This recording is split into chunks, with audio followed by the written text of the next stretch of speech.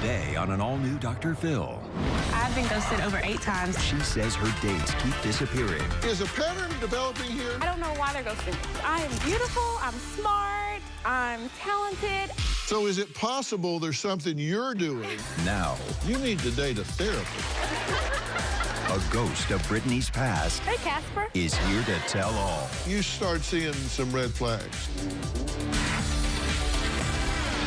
Today's going to be a changing day in your life. You've never had anybody working harder to bring you to the threshold of change than right now.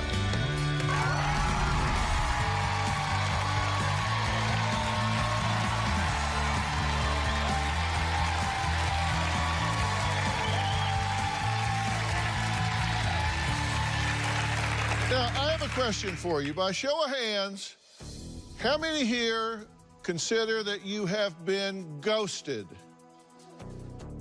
For those who haven't experienced it, lucky you.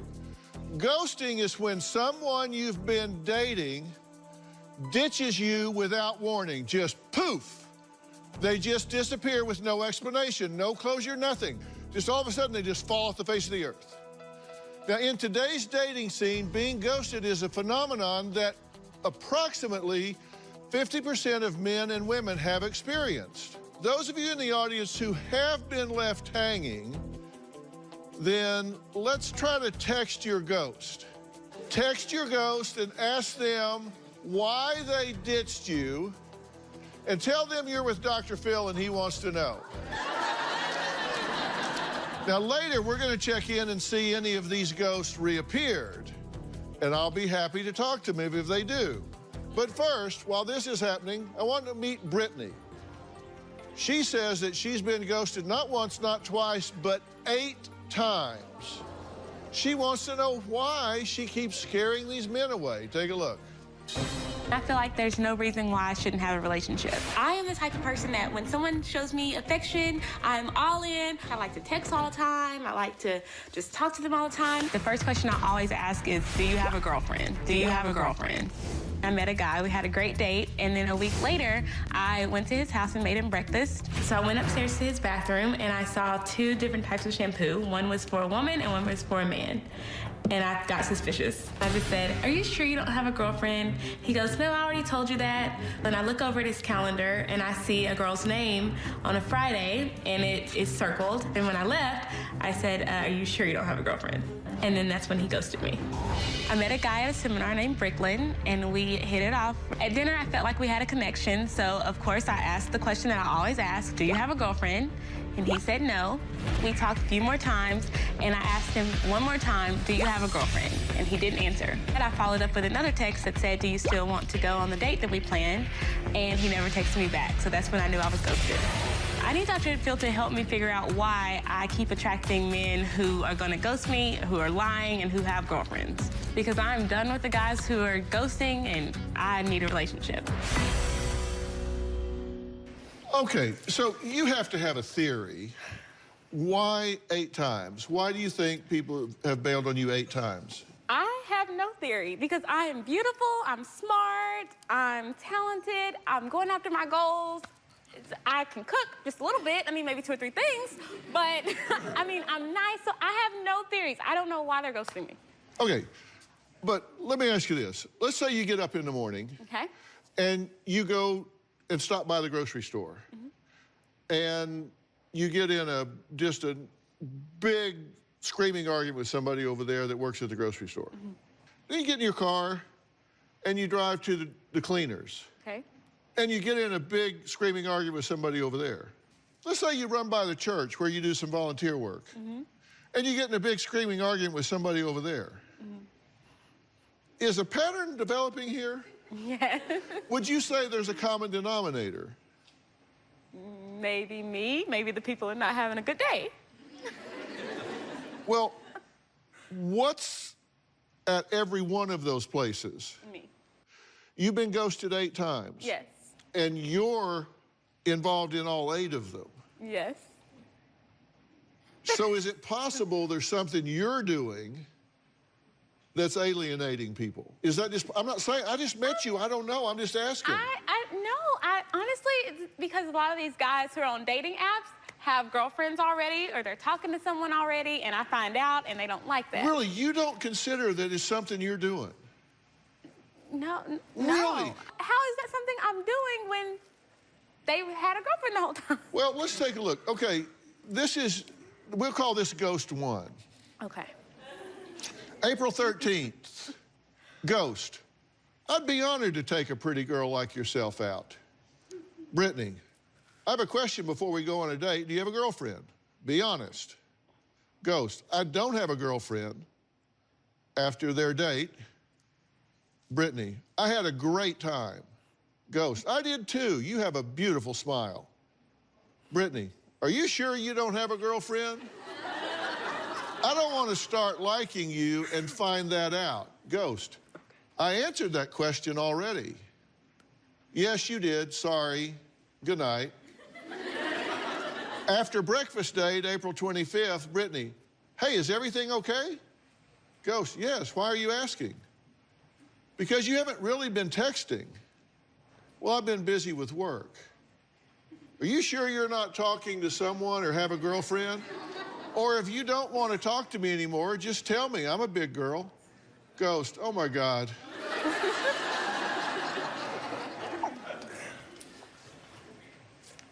When you see that written out, what do you think about that? I think that he had a girlfriend and he didn't tell me. Okay, but you have to understand his actions.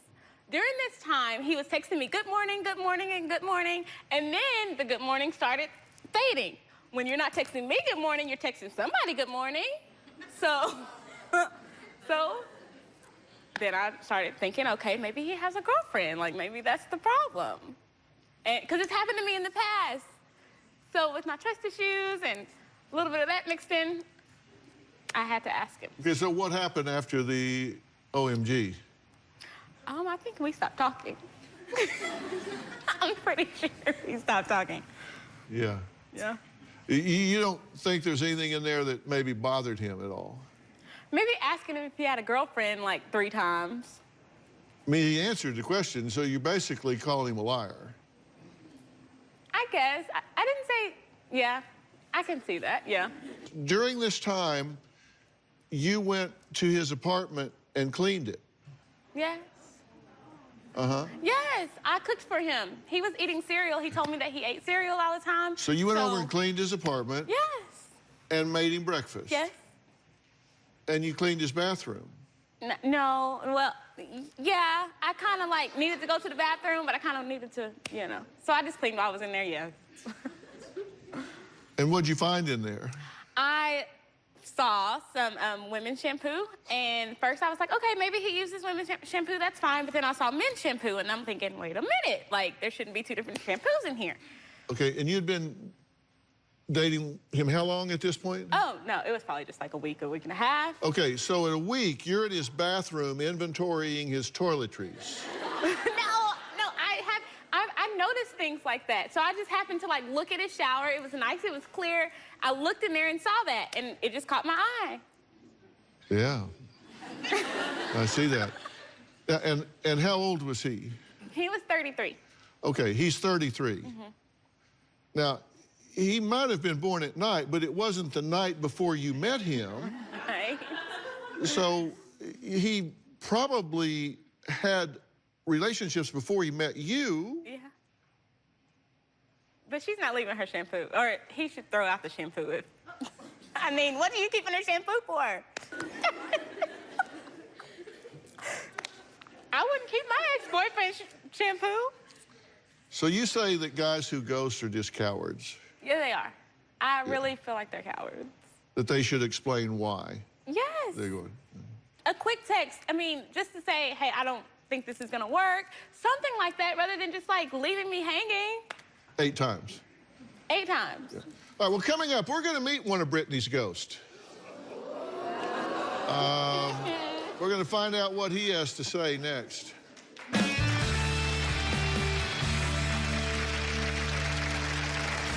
Brittany was very beautiful. We exchanged text messages, and then I asked her out, and that's when the red flag was like, yeah. Tomorrow, he gets one $1,000 a month allowance. I love Burberry, Balenciaga. You gotta have a limited edition piece in your closet or your drip is corny. You don't want your drip to be corny. What the hell does that mean? Your mother moved you into the master bedroom so you could have a walk-in closet? Why? Because I want it. What you want, you take. You say you're cutting him off at the end of the year? This is the end of the year. Today, That's tomorrow. Then on Friday, he says he was possessed and an exorcism saved his life. But is it for real? doing an exorcism would be like me saying, you're depressed, let me do a lobotomy. New Dr. Phil. That's Friday. I call myself the stepping stone girl. I'm the girl that guys meet right before they meet the person of their dreams. I feel like I'm beautiful. I have a lot going for me, so I don't know why they pass me up to go to another person. I don't want to be the stepping stone girl anymore. I want to be the girl, and I want to get married and have my happy ending. Well, many daters have fallen victim to the silent epidemic that has been sweeping the dating world. Yep, we're talking about ghosting. Now, Brittany says she scares every man away, and she wants to know why. Now, we were able to conjure up one of her ghosts, Bricklin, who says he's ready to tell all. I met Brittany at a seminar in early 2019. She was very beautiful. She had a bubbly personality. After we had spoken on the phone a little bit, we exchanged text messages, and then I asked her out. So at dinner, we were having a good time. She asked me, did I have a girlfriend? And I told her no, and she asked me, was I sure? I was just thinking like she really didn't believe me the first time.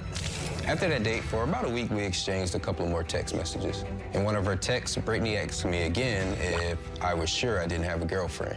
So I was busy when the text came through, so I really didn't answer at that time, but a little bit later, I revisited that text message, and that's when the red flag was like, yeah. In my past relationship, I had those type of issues, but she really didn't believe anything I said, and it was just a bunch of drama. So instead of texting Brittany back, I just didn't reply. So I admit that I did ghost her. Brittany wasn't giving me a chance, to be honest, so, I felt like I really didn't need to give her a chance. How you doing? Pretty good. How are Good to you? see you. I see you. You guys know each other? Yes. Hey, Casper. So, Bricklin, y'all haven't seen each other since April? Yeah, since April. When you first met Brittany, what'd you think of her? I thought she was amazing. I thought obviously she's very pretty, and her personality is what really stuck out the most to me. So. Right. Yeah. And you started seeing some red flags. Mm-hmm. What was the first red flag you saw that made you think, I don't know?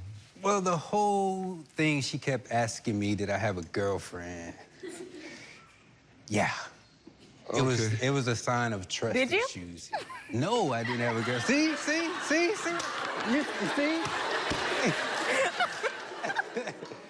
Okay, so April 19th, 12:14 a.m., Brittany says, I had a good time. Thank you for my hot wings. Next time, I'm going to beat you. Also, I know I asked you this on the date, but are you sure you don't have a girlfriend?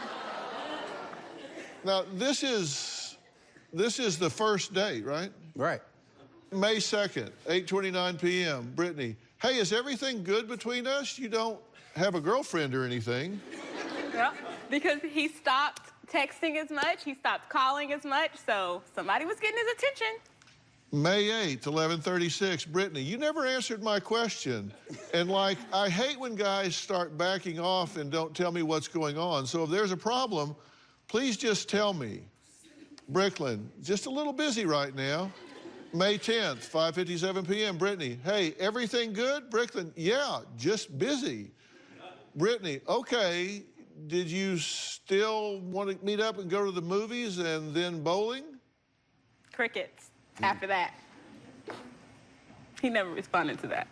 It reminded me of some drama that I went through in a relationship I had in the past.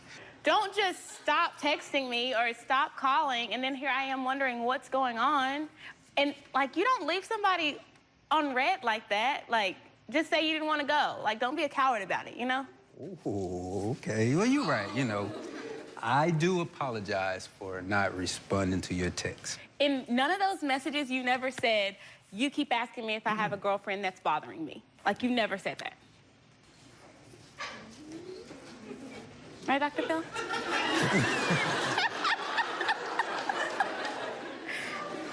Right? Do you think you're insecure? Yeah, I mean, yeah, at times when it comes to like guys like giving me attention, like I feel like I don't need your undivided attention all the time, but I don't, because I literally, no, when you were at work, I would say, okay, I know you're at work, like whatever, you know, call me when you get a chance, but I feel like if you're not gonna be consistent with that attention that you give me at first, don't start that, because of my past issues, like I know when a guy backs off, it's bad news. Well, have you ever heard the old saying, what I fear, I create? Yes. Is it possible that what you fear is that they're going to dump you and get a girlfriend, or Yeah. and you make sure that happens? You create the very thing you fear by being not much fun to be around. No, I'm very fun to be around. You know that. I'm very fun. Yeah. But I feel like, no, Dr. Phil, listen. I feel like if you can't run somebody off that wants to be there. You need to date a therapist. I've got some statements from other ghosts of Brittany's. He said, I ghosted Brittany because she was almost too nice and scared me. She came and cleaned my apartment and cooked me breakfast the week after our first date. I was like, what woman does that this soon? After I told her I was busy. Ghost 2, I didn't want a girlfriend at the time, and I ghosted. I remember she did like to text a lot, but that didn't really bother me. She paid for her own meal when we went on the first date. I thought that was a little different. Ghost 3, at the time I was on a dating app talking to many different women. I liked one more than I liked the others. She is now my wife. I just slowly stopped talking to everyone else. Brittany questioned me. I told her I had been busy. She said that she would just rather know the reason than have someone lie to her. I was lying, but she didn't have to know who I was dating. I did not owe her anything. I think the thing about us men ghosting is that we don't have to explain our actions to anyone, and women feel like they're entitled to know everything. I'm just telling you what he said. When we come back, we found another one of Brittany's ghosts hiding behind his phone. Wait until you hear what he has to say.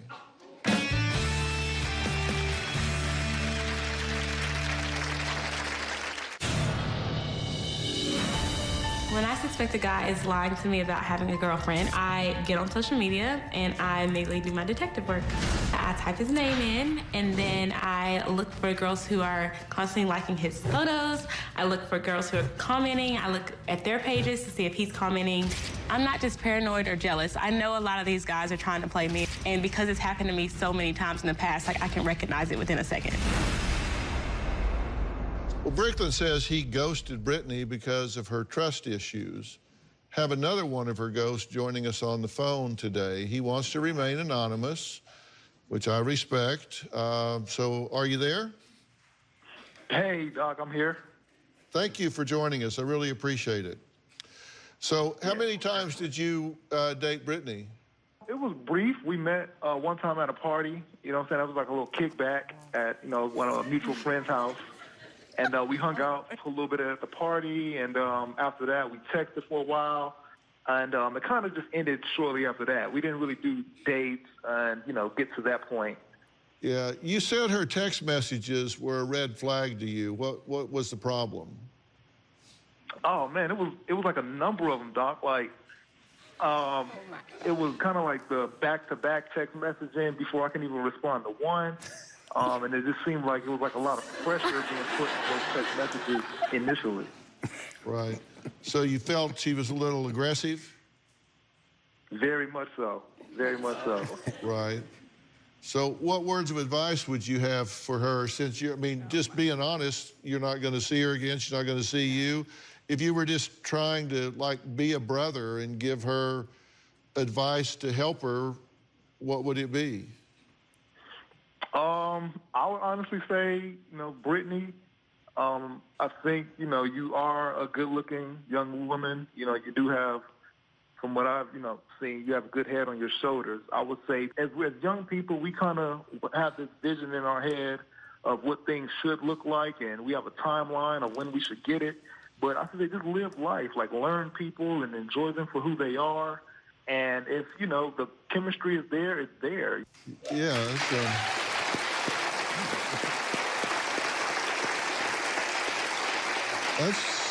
that's pretty good advice. What do you think about what he's saying? It's really good advice, yes. I wish he would follow his own advice. Let me get some other advice and input here. Matthew's joining us. Matthew Hussey has the #1 YouTube channel in the world for dating and relationship advice for women. His advice reaches over 8 million followers weekly, and his YouTube videos have been viewed a few times. 300 million, to be exact. He says he's concerned with Brittany's self-worth issues. Matthew, what do you think here? We always have to be aware of the language that we're using. Because you asked, do you have a girlfriend? You also presumably don't want him to be an axe murderer. But you don't say, by the way, are you an axe murderer? Right. So then why is it that you say that? It's because you've been burnt on that in the past. Now, the problem with that is you're telegraphing it to the exact person you want to attract.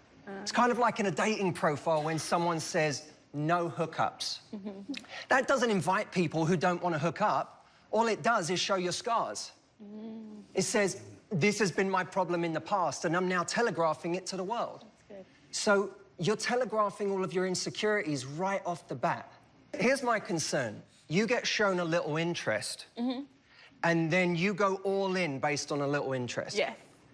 Your standard has to be higher than that. It does. I know that. That's like you going out...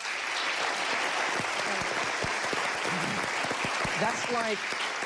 It's like you leaving your house and someone says, I like your house. And you go, well, here's a key. Oh, my God. Like, why? Someone doesn't get a key to your house just because they said you have a nice house. Right. Now, closure, I want you to hear this over and over again. Closure is overrated, okay? Disinterest is closure. When someone ghosts you, that's the closure. Because in my life, I always follow the principle. I never invest in someone based on how much I like them. I invest in someone based on how much they invest in me. Oh, that's good. Okay. I'll leave you with this thought. Robin says this all the time. Don't burn daylight chasing the wrong one, because the right one won't run. That's good. And you'll know it when you feel it. Yeah. The right one won't run. All right, we got to stop. Coming up, we're going to meet another woman who says she was in a storybook relationship until she was ghosted, and now she says she just cannot move on. We're going to meet her next.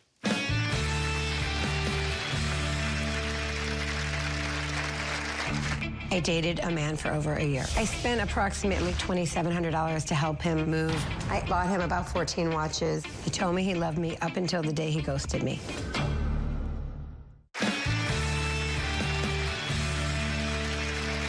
Now, ghosting can happen to anyone.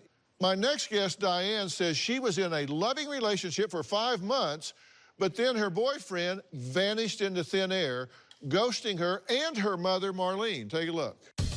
I dated a man for over a year. He told me he loved me up until the day he ghosted me. I sent him $2,000 when we were dating. 3 months after we started dating, I spent approximately $2,700 to help him move in with me. My mother loved him. When I saw how much Diane loved him and he loved her, I was very happy. When we were together, he wanted everything matching. Matching Adidas, sneakers, pants. He wanted matching horseshoe rings. They were our wedding rings. I actually bought him about 14 watches when we were together. He did have medical issues. I found him doctors. I got him through surgery. After he got surgery, she brought him home, took care of him like you couldn't believe. 3 weeks later, with the bandages still on him and fresh, he left. March 1st, he was flying his best friend over because he needed to bring his stuff with him to go to work, and he would be gone 6 or 8 weeks, and he would be back. The next day, I helped him pack. He took everything off the walls, all his clothes, everything he owned, including his animals. I was crying hysterically, and he kept telling me I was making him feel guilty. Why are you crying? You know I'm coming back. And I kept saying, I don't think you're coming back. You're taking everything, everything. He wasn't leaving an item. He told me his plans on March 1st, and by March 3rd, he was gone. By March 5th, I was blocked on social media. He was gone with the wind. I was very good to him, and I can't get over this. I don't have closure. I can't move on. Okay, now we reached out to Diane's ghost. He didn't want to participate, but he agreed to talk to us for background. So we did have a conversation with him, just so you know. Now, what do you think happened? Why do you think it went from this loving, intense, living together relationship to gone? Honestly, I have no idea. I was so good to him. I gave him everything. I spoiled him with gifts. Looking back, you don't have a clue. I don't have a clue. What do you think? I think he was a good actor. But why do it? Why act? I mean, why go to the trouble? I have no idea. He was very nice to me. He really, I mean, he could have won an Academy Award. Okay, but let me ask you this. You said you bought him 14 watches, paid for him to move in with you, nursed him back to health. Got him all the doctors, took him to all his appointments. Why did you feel the need to do all of this? Because that's the kind of person I am. Why did you buy him 14 watches? Never again.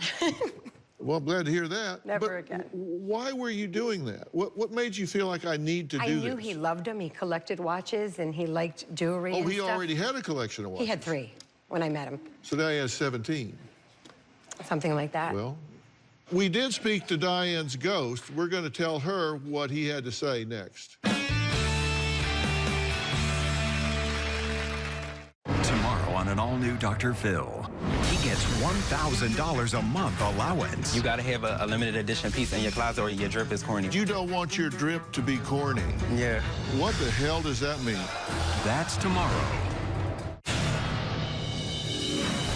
My son Larry passed away. When Diane's boyfriend heard about Larry, he asked me if he could call me Mom because he had lost his mom and dad. When he goes to Diane, I couldn't believe it. I really considered him like a son. Now I feel he's just a coward. Now, Diane and her mother, Marlene, say they were ghosted 6 months ago by Diane's live-in boyfriend. Now, he says he does not want to reappear here today, but he did provide some background information on why he disappeared. What do you think he said? I can guess it right now. He's going to say I had cameras in the house and I was following him and I went through his cell phone. And that is not true. I never touched his cell phone. And if I ever went through his cell phone, I would have known the truth and none of this would have happened. And I had cameras in the house before he was there because I watched my animals and I've had pet sitters and caught him actually stealing from me, so. So you don't have cameras in the house? I do have cameras in the house. He knew that. Yeah. Yeah, I sent this video in. Yeah. Yeah. Well, here's some of what he said. He says, living with Diane, it felt like I was James Caan and she was Kathy Bates in Misery. Oh, my. Well, Diane's ghost says Diane never gave him any space. Wow. I quit a second job for him because he wanted us to be inseparable. And I drove him to the airport every weekend so he didn't have to take an Uber. So that's why we were inseparable. It was his request to be in our own little bubble. He says that Diane would get on his phone, send texts to his friends posing as him, and that Diane was addicted to social media, used it all the time in the relationship, and says she had surveillance cameras throughout the home, and if I woke up to use the restroom, the camera would turn on, and Diane would appear. Oh, my, what? I had appear. Where did I appear? Like Houdini? Where did I appear? Wow. I had cameras in my house before I met him. He knew that. He says after he left Diane, that she became a cyber stalker, tried to access his social media at least 47 times, and that after he left, she hacked into Netflix account, and after he left, she tried tricking him into friending her on Facebook, and he tried to tell her to move on nicely, but she won't, and that he has an attorney, and if he needs to, he'll deal with the harassment. Oh, please. I never went through his phone. I swear on life, I never went through his phone. He always had it hidden. March 9th, time unknown, you texted, something happened to make you not love me anymore and even despise me and hate me unless you never loved me. You just used me to help you and get you through everything. This was all planned. The worst year of my life. I lost my brother, my dog, 3 friends. I would do anything for you. I texted you last night, I love you. 7:15 a.m. This is not like you to ignore my messages after everything we have been through. Can you please tell me you are okay? Then, I mean, it just goes on and on and on. Because he kept ignoring me, and he never broke up with me. Last Okay. I heard, he loved me, and he was coming back. Well, he finally responded. He You ought to said, be in Hollywood. he said, go on with your life. I have never been mean or ugly to you. You need to leave me alone and my friends. This is the last time I ask you kindly to stop the harassment. He wasn't mean at all, was he? This wasn't a mean thing to do to anybody. Yeah, it hurt. Yeah, and telling me we were married, we were husband and wife forever, we were in our bubble, he would be with me until he drew his last breath. Well, coming up, Diane says she wants to get over her ghost but can't. Yes, she can. And I'm going to tell her how next.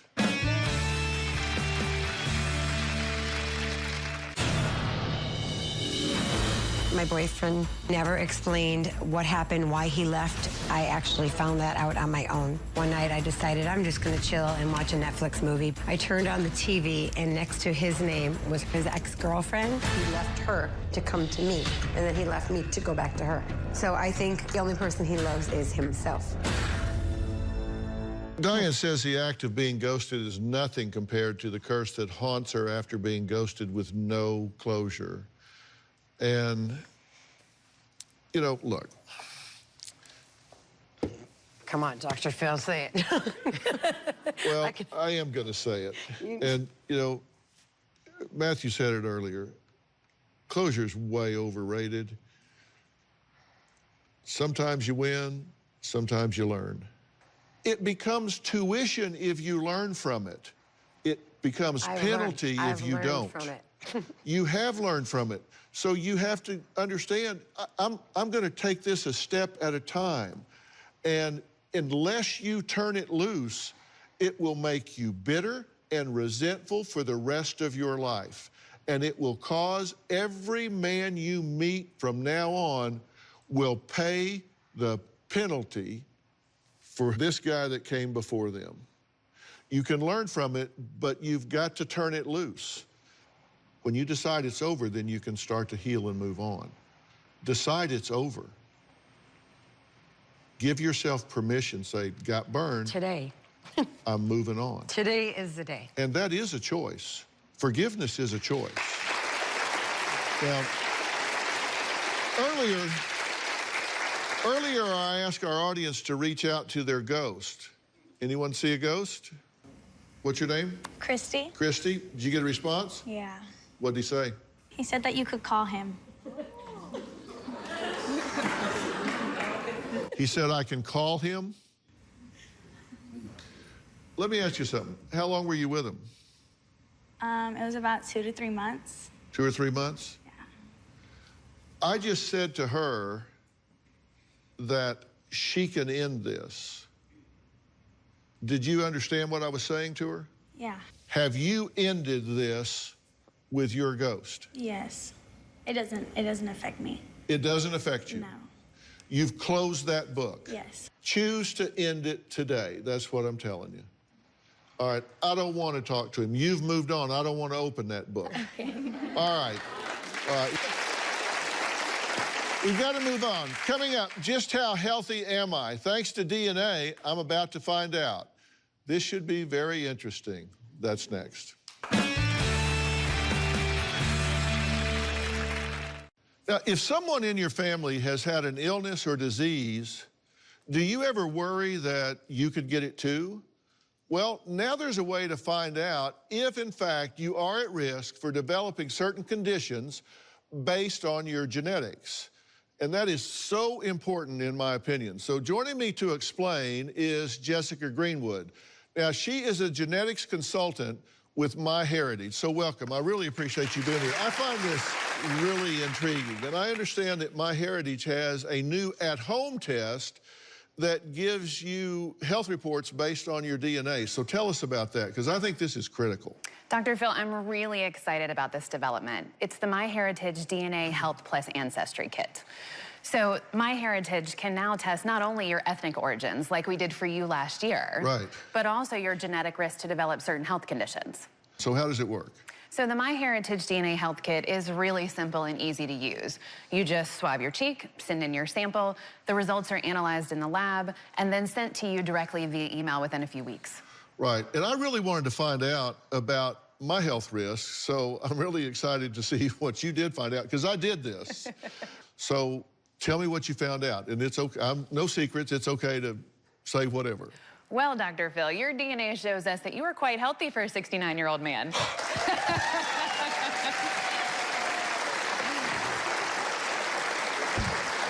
Yeah, all right. So, looks like you're stuck with me for a while. Okay, but what are my health risks based on my DNA? So your reports are based on your level of risk. So let's start with some of the 11 conditions for which you're at average risk. Okay, like what? Like Crohn's disease and heart disease. Okay. Late onset Alzheimer's disease. Late onset Parkinson's disease. Okay. And age-related macular degeneration, which is an eye disorder. And here are some of the other conditions as well. These look a bit complicated, but you can break them down, right? Of course. So the hereditary BRCA cancer report looks at 3 main cancers associated with the BRCA or BRCA gene. Right. And so for men, that's male breast cancer, prostate cancer, and pancreatic cancer. Right. Hereditary thrombophilia is an inherited clotting disorder that increases the risk for an abnormal blood clot. Yeah. And then finally, MUTYH-associated colorectal cancer is a genetic syndrome that can lead to cancers of the large intestine, the rectum, or the colon. Right. Again, you are only at average risk of developing these conditions, which means that your genetic risk is the same as that of the general population. Okay, all right. So what else did you find? You are at significantly decreased risk of developing celiac disease. Okay. That's an autoimmune disorder that can cause a sensitivity to gluten, which is found in things like wheat or rye or barley. Okay. People like you who do not have a specific genetic variant have an almost 0% chance of developing the condition. Now, is there anything else that I need to know? Yes. The final report is for type 2 diabetes. Okay. This report shows that you're at slightly decreased risk of developing type 2 diabetes. Okay. And why would that show even a slightly decreased risk when I have type 2 diabetes? Well, it's a really important example for people to pay attention to. These reports are based on your genetic risk, right, but there are other factors that can cause you to develop specific conditions, even if you're not at increased risk for them. Right. So in the example of your diabetes, it could have been brought on based on other lifestyle factors like your diet or your BMI, your body mass index. Yeah. So what can people do if the report shows an increased risk for one of these areas? In the United States, the increased risk reports are reviewed by one of our partner physicians to determine if a genetic counseling consultation is recommended. And if so, a consultation with a genetic counselor either by phone or by video is included at no additional cost. So that ensures that our users have the support they need to interpret their reports appropriately. Yeah.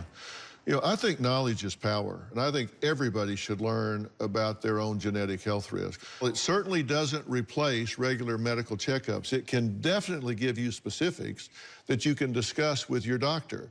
And if you'd like to learn about your genetic health risk, just go to myheritage.com/health and order your kit today.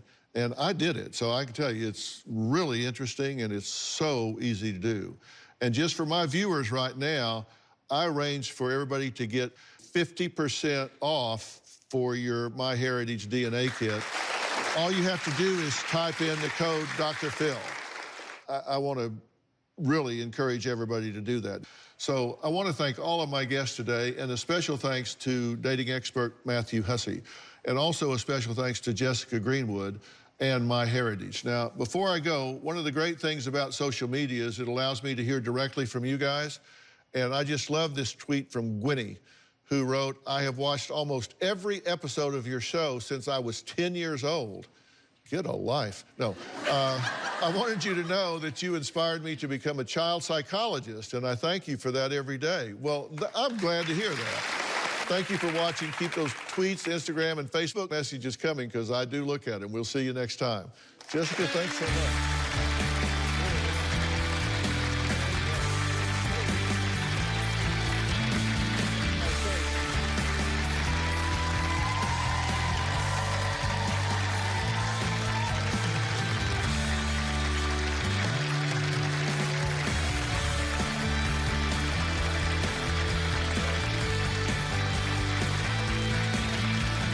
Bounce, bounce, all the girlies bounce. Take 'em to my house, turn the party out. Bounce, bounce, bounce, all the girlies bounce. Take 'em to my house, turn the party out.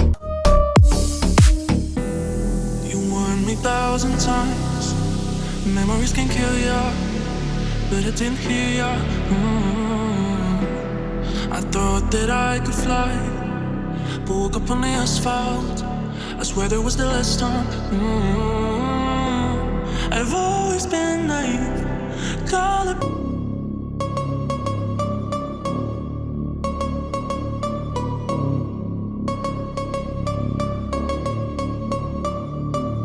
Ooh, you know we gon' get it. Ooh, you know we gon' get it. Ooh, you know we gon' get it. Every day and night, that's right.